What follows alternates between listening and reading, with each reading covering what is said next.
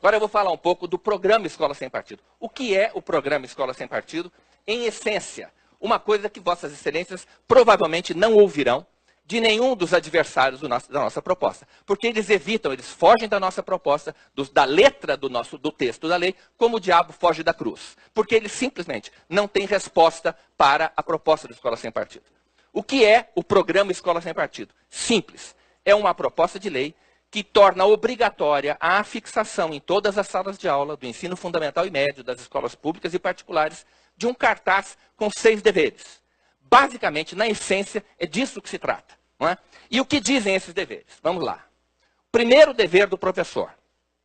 O professor não se aproveitará da audiência cativa dos alunos, da presença obrigatória dos alunos em sala de aula, para promover os seus próprios interesses, opiniões, concepções ou preferências ideológicas, religiosas, morais, políticas e partidárias. Não dizemos aqui quais são as preferências morais, religiosas, as políticas ou partidárias. Quaisquer que sejam. O professor não pode se aproveitar da presença obrigatória do aluno em sala de aula, daquela criança e daquele jovem que é obrigado a escutar o discurso do professor para tentar incutir nas suas mentes as suas próprias preferências. Sejam elas quais forem.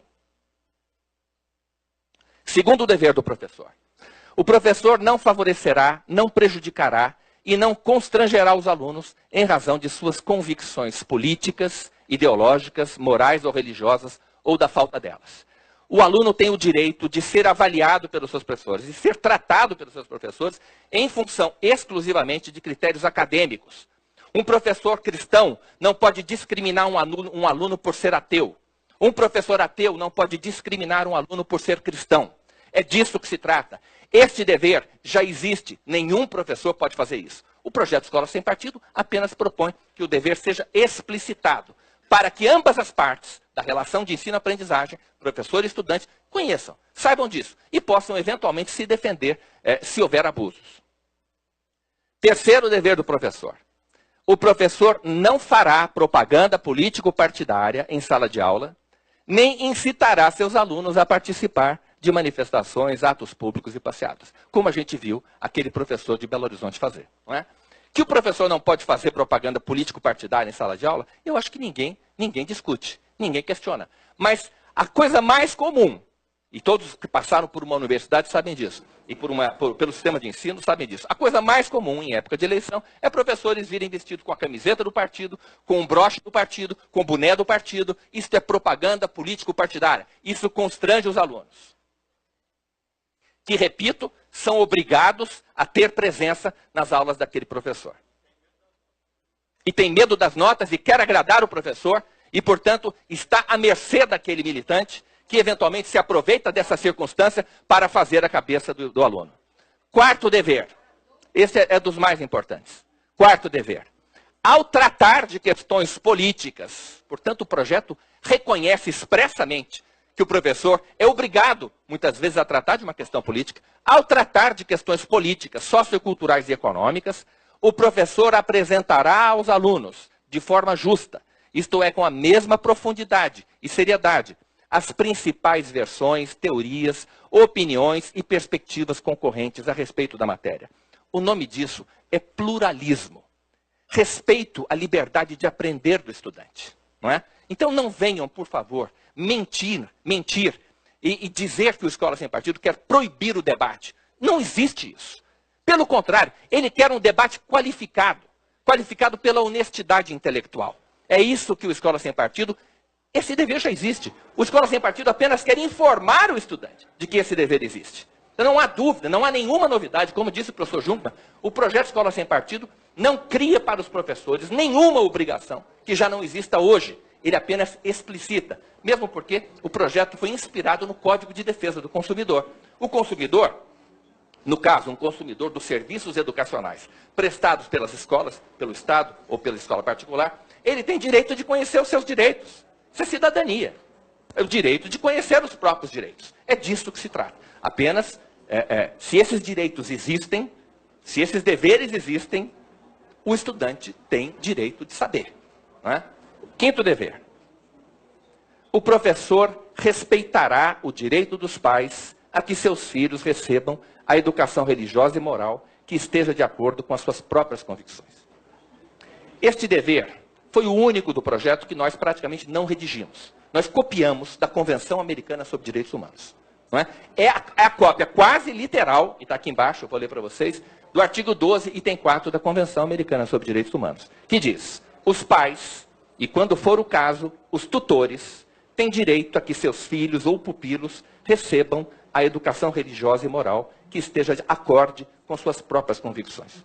Eu chamo a atenção para o verbo que é usado pelo texto da Convenção Americana, o verbo receber. Ele não usou o verbo dar. Ele não diz: os pais têm direito de dar aos seus filhos a educação moral que esteja de acordo com as suas próprias convicções. Não. Os pais têm direito a que os filhos recebam essa educação. A educação que esteja de acordo com suas próprias convicções. Mas como é que um professor em sala de aula pode adivinhar o pensamento dos pais dos seus alunos? É claro que não pode. É evidente que não pode. Então, como é que se faz para que este dever, que é um direito humano, que está previsto num tratado internacional sobre direitos humanos, do qual o Brasil faz parte, como é que um professor respeita esta obrigação que consta da Convenção Americana sobre Direitos Humanos? Ele simplesmente se abstém de tentar transmitir aos seus alunos os seus próprios valores morais, as suas próprias convicções religiosas. Sejam elas, seja um professor católico, evangélico, ateu, não interessa. Os pais têm direito de dar a seus filhos, a que seus filhos recebam a educação religiosa e moral que esteja de acordo com as suas próprias convicções. Meus filhos, minhas regras. Um professor cristão não pode discriminar os seus alunos e não pode tentar transmitir aos filhos dos outros os seus próprios valores. Ele não tem esse direito. Aquela criança tem liberdade religiosa. E a presença dela em sala de aula é obrigatória. Sexto dever. O professor não permitirá que os direitos assegurados nos itens anteriores sejam violados pela ação de estudantes ou terceiros dentro da sala de aula.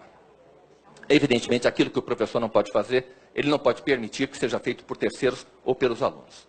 Muito bem.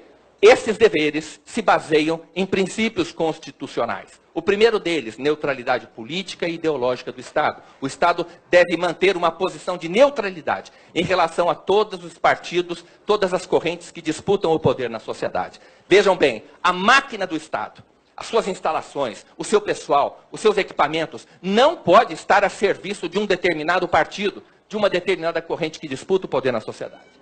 Laicidade do Estado. Isso é muito importante, o princípio da laicidade do Estado, porque muitas vezes é invocado para justificar o uso do sistema de ensino para promover, por exemplo, coisas como a ideologia de gênero.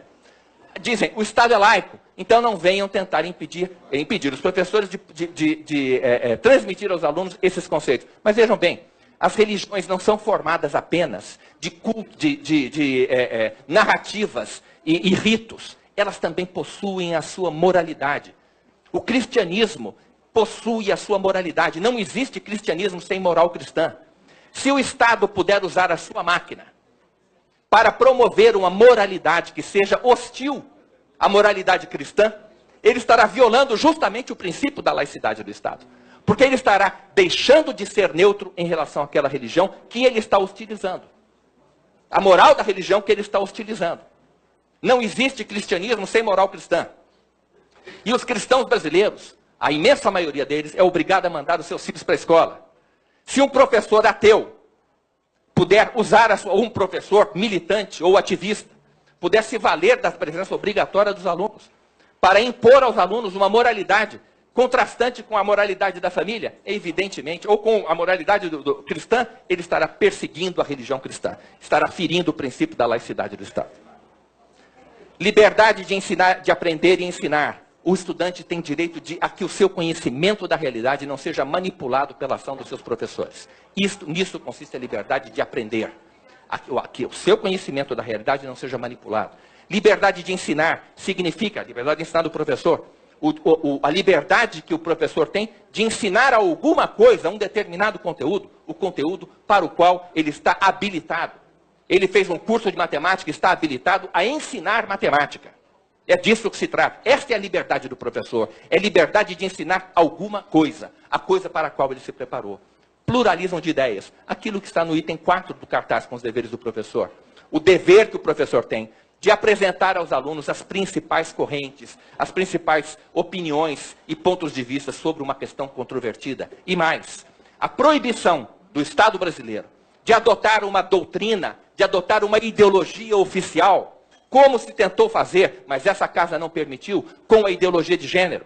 Seria adotar uma doutrina oficial, uma ideologia, que seja uma teoria científica. Oficialmente, o Estado não pode fazer isso. A ciência é que tem que fazer isso. O Estado não pode impor. Isso decorre do princípio do pluralismo de ideias. Muito bem. Agora, o quinto dever do professor fala sobre o direito dos pais sobre a educação religiosa e moral dos seus filhos. Eu quero mostrar a vocês 2 cartazes, 2 banners.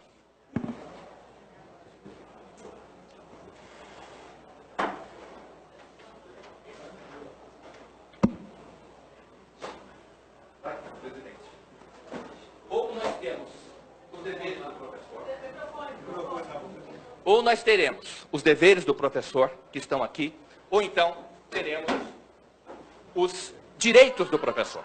Os direitos do professor. E quais são os direitos do professor? O professor poderá, é o contrário.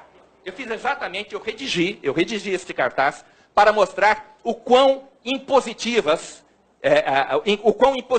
os deveres do professor são, tal como está previsto no projeto de lei. Se o professor não for obrigado a se abster daquelas práticas, ele terá esses direitos. O professor poderá se aproveitar da audiência cativa dos alunos para promover os seus próprios interesses, opiniões, concepções ou preferências ideológicas, religiosas, morais, políticas e partidárias. Um momento, por favor. Coloque isso daqui.